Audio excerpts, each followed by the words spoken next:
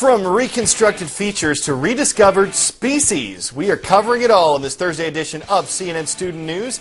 Hello, everyone. I'm Carl Lazouz. First up, surgeons at the Cleveland Clinic declare success following the nation's first near-total face transplant. The procedure, which took place a couple weeks ago, lasted nearly a full day. Doctors say the patient is doing well. Now, some critics have said these kinds of operations pose unnecessary risks, but the surgeons who perform the procedure argue that it offers hope to patients who have been severely disfigured. Elizabeth Cohen explores the details. We have finally did it. Her doctors call it the first surgery of its kind. A near-total face transplant was performed less than 2 weeks ago at the Cleveland Clinic. I must tell you how happy she was when with both her hands she could go over her face and feel that she has a nose, that she has a jaw, and she has a full face in front of her. In a breakthrough 22-hour surgery, surgeons transplanted 80% of her face. From a cadaver came skin, facial muscles and nerves, lower eyelids, cheekbones, upper jaw, blood vessels, arteries. The patient will never look like him or herself, and the patient will never look like a donor or recipient. The identity of the patient is being kept a secret, but we do know she suffered from severe trauma several years ago, and as a result is blind in her right eye. She couldn't smell or taste and had trouble speaking. Her sibling says in a statement, "We never thought for a moment that our sister would ever have a chance at a normal life again after the trauma she endured." In the coming weeks, she'll have intense physical therapy. Doctors estimate it will take 3 to 6 months before her nerve endings regenerate, and her face will begin to feel and work like her own. Elizabeth Cohen, CNN, Atlanta. Time for the shout-out. On what continent would you find the Mekong Delta? Is it Australia, South America, Africa, or Asia? You've got 3 seconds. Go!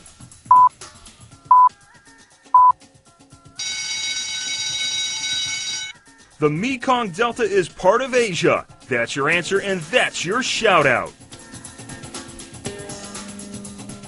The Delta region includes parts of Vietnam and 5 other countries. It's largely unexplored. But according to a new report, more than 1,000 new species have been discovered there in just the past decade. Fish, frogs, spiders, snakes, everything you want to cuddle up to. Even a rodent that was thought to be extinct for centuries. Chris Rogers has more on this scientific treasure trove. The rare, striped rabbits that blend into their surroundings. The terrifying, giant blood-sucking bats. The hair-raising of 88 new species, one spider the size of a dinner plate, another that ambushes prey leaping 4 meters into the air. The most bizarre, the cyanide-covered millipede, a deadly meal for any predator. More than 1,000 incredible secrets of nature have been slowly given up by a lost world known as the Greater Mekong. 232,000 square miles of rainforest stretching across China, Cambodia, Laos, Burma, Thailand and Vietnam. Patrols like these in the Mekong Delta are convinced that they're winning their war. Wars, internal problems and the remoteness of the region kept scientists away until 1997. Over the last decade, unknown animals and plants have been discovered at up to 2 a week. But no sooner are they found, their existence is at risk. What we do know is the habitat in which they live is under threat because that part of the world is seeing increasing economic development, and we would, of course, encourage that.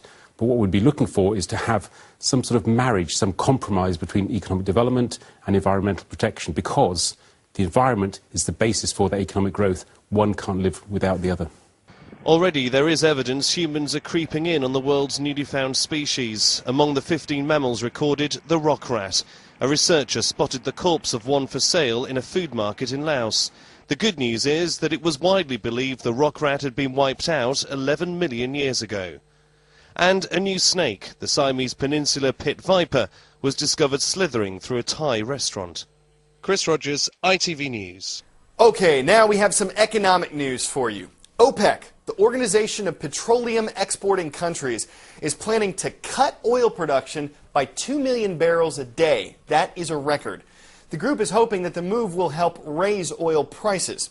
Yesterday, those dropped to around $40 a barrel, the lowest level since 2004. Compare that to this past summer, when the cost of crude hit a record high at more than $147 per barrel. All right, so what? How does this affect you? Well, as the cost of oil has gone down, you probably noticed prices at the gas pump doing the same thing. Back in mid-July, the national average for a gallon of regular unleaded was around $4.11. Yesterday, about $1.66, nearly $2.50 cheaper. Is this legit? The nickname Twin Cities refers to Kansas City, Kansas, and Kansas City, Missouri. Not legit.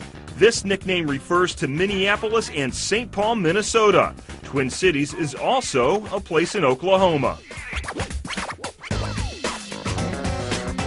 Some seasonal businesses in the Twin Cities and all across Minnesota are breathing a little easier as they tally up their sales totals.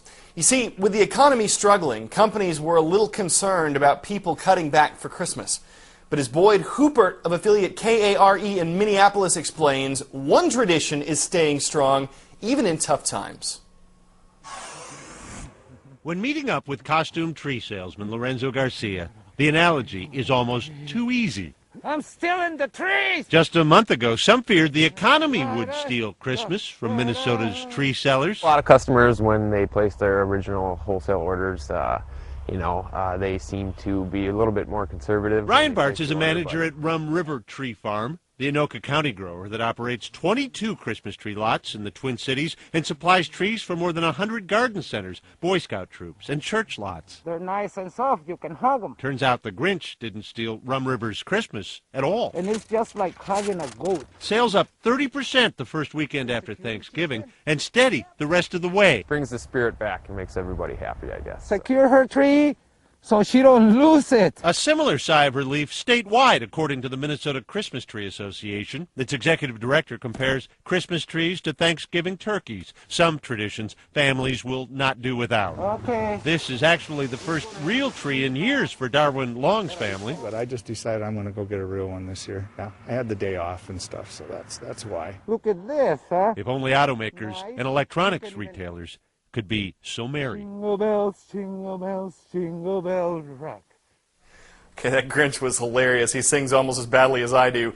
But what wasn't funny to some of you was the SNL skit that made fun of New York Governor David Paterson. Kendall likes most of the political skits, but says when people make fun of the disabled, the humor disappears. Matthew says there's a fine line between funny and inappropriate, and SNL crossed that line.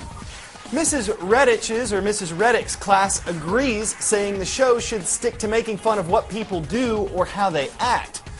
Laura writes, it did go a little far, but SNL has been imitating politicians and other people for a long time. They did it to Sarah Palin, and no one said it was going too far.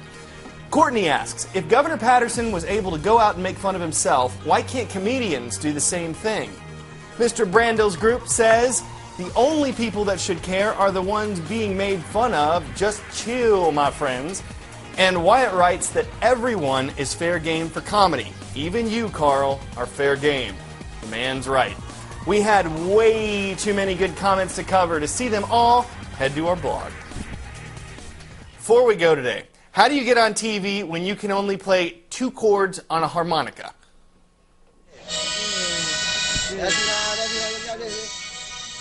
It helps if you're an elephant who can only play 2 chords on a harmonica. An iReporter came across this performing pachyderm in Thailand. Now granted, this is not the catchiest tune, but anytime a musical mammoth gets captured on camera, you can bet it'll show up right here. And if that noteworthy performance doesn't go platinum, we bet it'll go ivory.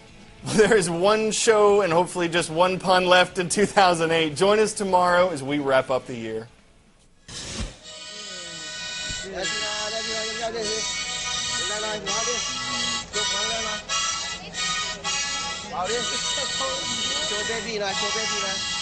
Show me on playing.